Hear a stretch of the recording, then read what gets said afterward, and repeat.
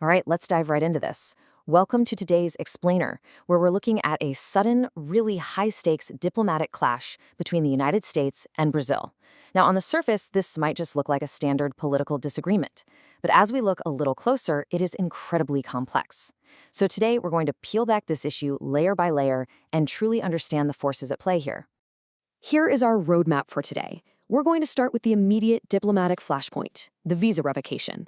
Then, we'll look at the diplomatic tit-for-tat, examine the two sides of the story, explore the election connection, and finally, dig into the root economic causes with trade wars and tariffs. Let's get right to it. Starting with layer number 1, the visa revocation.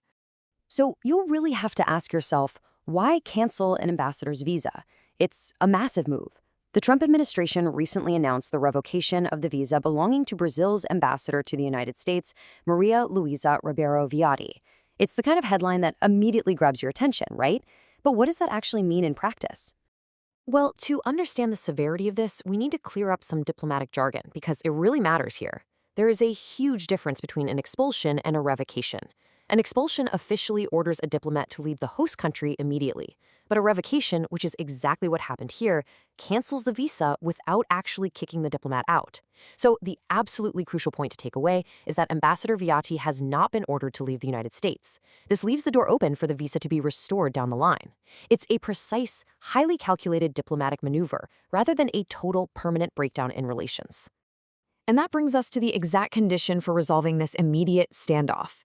Ambassador Viotti's visa could actually be restored if Brazil approves Washington's nominee for ambassador in Brasilia. It's a very direct condition, basically a lever being pulled by Washington. So how on earth did we get to a point where visas are being used as leverage like this? Let's move to layer number 2 to see how this built up, a diplomatic tit-for-tat. To really understand how we got here, let's walk through the chronological escalation. Step 1, the U.S. nominates its envoy. President Trump nominated Daniel Perez, who is a Florida state representative and an ally of Secretary of State Marco Rubio, to be the next U.S. ambassador to Brazil. Step 2, Brazil delays. Brasilia basically stalls the formal approval of Perez. Step 3, things really escalate when Brazil denies visas to 2 U.S. State Department officials, Riley Barnes and another senior aide. And finally, Step 4, the U.S. retaliates by revoking Ambassador Viotti's visa.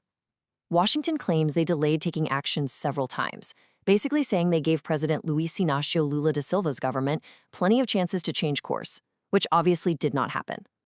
So what's Washington's rationale for all of this? Well, a senior U.S. State Department official summarized it pretty simply, saying reciprocity is the name of the game. In the world of international relations, reciprocity is essentially an eye for an eye. You deny our officials' visas, we revoke your ambassador's visa. It's a direct response to what Washington is calling a growing diplomatic imbalance.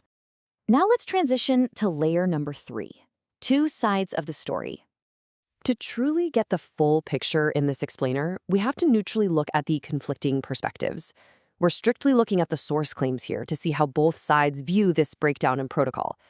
When it comes to diplomatic protocol, Washington claims their response simply corrects that growing diplomatic imbalance we just talked about. Brasilia, on the other hand, rejects that justification entirely. The Lula government claims the U.S. announced Daniel Perez's nomination without first obtaining mandatory prior consent, which they argue is absolutely required under international diplomatic practice. But this goes way deeper than just protocol. It moves right into heavy accusations of political meddling. Washington says the planned visits by their officials were completely routine. Furthermore, Trump administration officials have accused Lula's government of targeting conservatives and actively influencing court cases. On the flip side of that, Brasilia defended denying those visas by stating the U.S. officials actually plan to discuss Russian integrity and freedom of expression.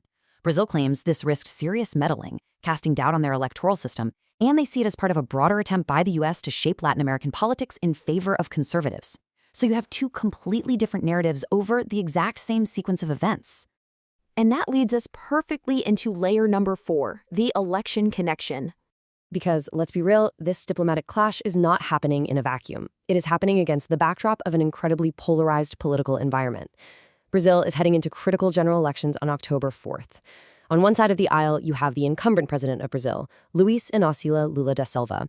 And on the other side, you have Senator Flávio Bolsonaro. He's the son of former President Jair Bolsonaro, and he has very close ties with the Trump administration. Both parties are actively ramping up their campaigns, building alliances, and mobilizing voters right this second. This looming election provides the massive domestic stakes that are really driving these international tensions. And finally, we've reached our deepest layer, trade wars and tariffs. Because these diplomatic and political fights are happening alongside a massive macroeconomic battle.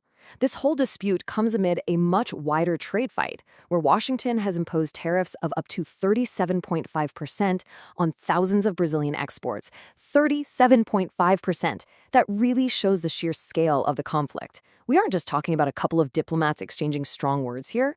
We are talking about major economic levers being pulled that affect thousands of goods and impact the bottom line for both economies. And exactly like the diplomatic timeline we looked at, both sides have completely different explanations for why these tariffs are happening. The U.S. claims these are strictly necessary due to unfair competition and ongoing forced labor concerns.